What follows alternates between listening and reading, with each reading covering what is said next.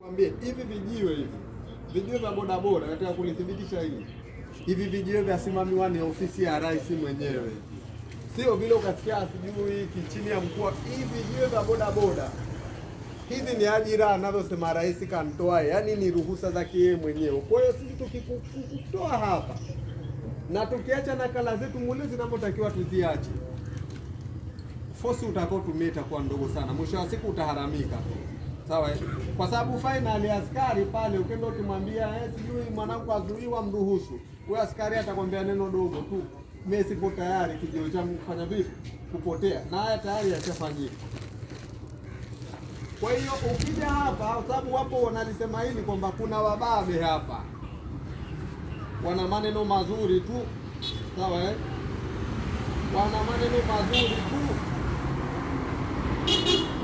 lakini mimi nataka niwaambie ule ubabe una mwisho, sawa Kwa ninapozungumza nidhamu kazini, kuna mambo hapa yanayofanyika wallahi yasikitisha. Mtukuja mara moja tunajua kwamba nidhamu haipo. Mtanitolea mfano jambo moja. Kuna watu mimi akiniona nafikiri naja tu. Mimi ukiniona nakuja dakika moja tu, amini nimekuja kazini. Sawa Hiyo dakika moja tu utakoniona, usifikiri napita tu, nakuwa nimekuja kazini. Kuna watu na hata majina hapa mkiniruhusu naweza nikasema fulani.